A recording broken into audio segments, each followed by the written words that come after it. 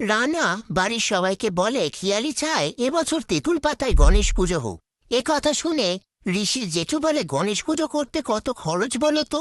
তখনই অঞ্জু বলে, বাড়ির হবু বউ যখন চাইছে তখন কর না। তারপর সবাই রাজি হয় গণেশ পুজো করতে। সেই মুহূর্তে ঝিল্লি এসে গণেশ পুজোর কথা শুনে খুব খুশি হয়ে যায় আর ঋষির জেঠুকে বলে, এই বাড়িতে গণেশ পুজো হবে, খুব মজা হবে, আমাকে একটা কাজ দাও না। অঞ্জু ঝিল্লিকে বলে, তুমি যদি কোনো রকম ফাজলামি করার চেষ্টা করেছো তাহলে তোমাকে আমি চোখের জলে নাকের জলে করব। ঝিল্লি বলে, আমি কিচ্ছু করব না। রানা আপন মনে বলে, এই গণেশ পুজো কেন্দ্র করে খেয়ালি একটা এমন প্ল্যান করেছে যাতে বাচ্চারাও জব্দ হয় আর এই মেয়েরও নাক কাটা যায়। খেয়ালি কি সারপ্রাইজ নিয়ে আসছে ঝিল্লি তুমি ভাবতেও পারছো না।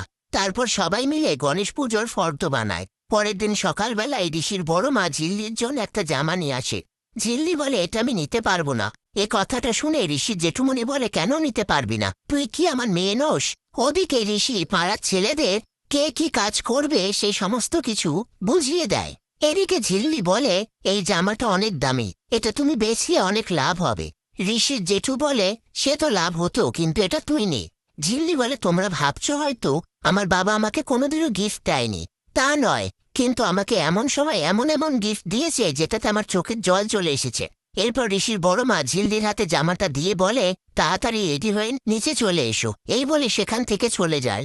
তারপর ঝিল্লি ঋষির জেঠুমনিকে বলে, আমি যখন সানির কাছে চলে যাব তখন তোমরা আমায় ভুলে যাবে না তো?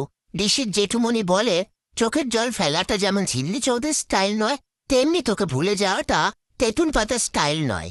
এটা পরে লক্ষ্মী মেয়ের মতো নিচে আয়। এই বলে ঋষির জেঠুমনি সেখান থেকে চলে যায়।